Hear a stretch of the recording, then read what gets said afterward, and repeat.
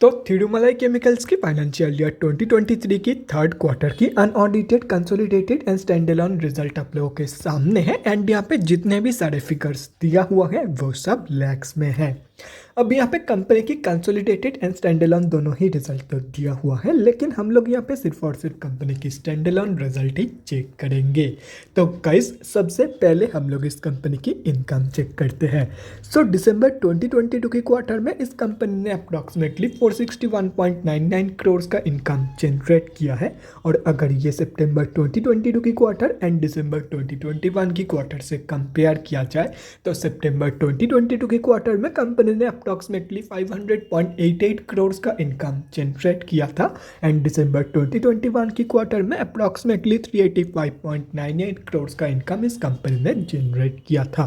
तो अगर देखा जाए तो कंपनी ने ईयर ऑन ईयर बेसिस पे तो एक बहुत ही बढ़िया पॉजिटिव इनकम ग्रोथ यहाँ पे दिखाई है, लेकिन unfortunately quarter on quarter basis की जो इनकम ग्रोथ है वो नेगेटिव में निकल के आ रही है।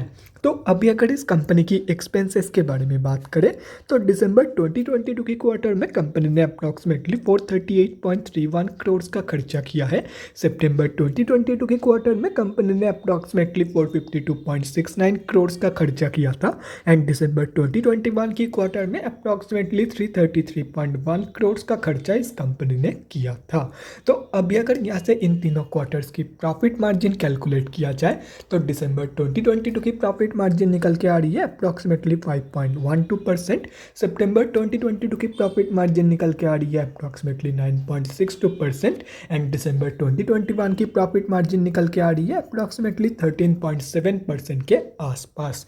तो कंपनी की जो प्रॉफिट मार्जिन की ग्रोथ है वो बोथ केसेस में मतलब क्वार्टर ऑन क्वार्टर बेसिस पे and year on year basis पे दोनों के दोनों ही केस में नेगेटिव में निकल के आ रही है अनफॉर्चुनेटली। एंड यहाँ पे अगर एक चीज़ आप लोग नोटिस करोगे तो वो यही है कि टाइम के साथ साथ कंपनी की जो प्रॉफिट मार्जिन है वो धीरे धीरे रिड्यूस हो रही है। तो अभी अगर इस कंपनी की नेट प्रॉफिट मतलब प्रॉफिट आफ्टर टैक्स के बारे में बात करें तो दिसंबर 2022 के क्वार्टर में कंपनी ने अप्रॉक्सीमेटली 17.6 करोड़ का प्रॉफिट पोस्ट किया है।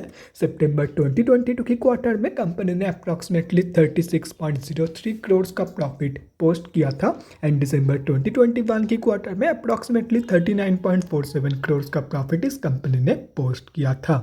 तो इस कंपनी की जो प्रॉफिट ग्रोथ है वो भी इस कंपनी की प्रॉफिट मार्जिन ग्रोथ की तरह बहुत केसेस में नेगेटिव में निकल के आ रही है। और रही बात कंपनी की ईपीएस की मतलब अर्निंग्स पर इक्विटी शेयर की तो दिसंबर 2022 की ईपीएस वैल्यू निकल के आ रही है 1.72 की। सितंबर 2022 की ईपीएस वैल्यू निकल के आ रही है 3.52 की एंड दिसंबर 2021 की ईपीएस वैल्यू निकल के आ रही है 3.85 की। तो कंपनी की जो ईपीएस की ग्रोथ है वो भी कंपनी की profit and profit margin growth की तरह नेगेटिव में निकल के आ रही है, चाहे वो क्वार्टर ऑन क्वार्टर बेसिस की कंपैरिजन में देखा जाए या तो फिर ईयर ऑन ईयर बेसिस की कंपैरिजन में। तो अभी अगर ओवरऑल देखा जाए तो दिसंबर 2022 की क्वार्टर में थिरुमलाई केमिकल्स ने सिर्फ और सिर्फ एक जगह पे पॉजिटिव ग्रोथ दिखाई है एंड वो है ईयर ऑन ईयर बेसिस की इनकम ग्रोथ। सिर्फ ये एक ग्रोथ को छोड़ करके बाकी हर एक जगह पे कंपनी ने कम या ज़्यादा नेगेटिव ग्रोथ ही दिखाई है। एंड उसके साथ साथ एक इंटरेस्टिंग चीज़ इस कंपनी के बारे में यही है कि टाइम के साथ साथ कंपनी की profit margin profit and EPS धीरे धीरे रिड्यूस हो रही है एंड अगर ऐसे ही चलती रही तो no doubt within a year और टू ये कंपनी टोटली लॉस मेकिंग बन जाएगी एंड इस कंपनी की ईपीएस की जो वैल्यूज है वो भी नेगेटिव में चली जाएगी। सो ओवरऑल दिसंबर 2022 के क्वार्टर में इस कंपनी ने बहुत ही वीक परफॉर्म की है। तो guys that's it for this video. अगले वीडियो में मिलते हैं guys. Thanks for watching and stay safe.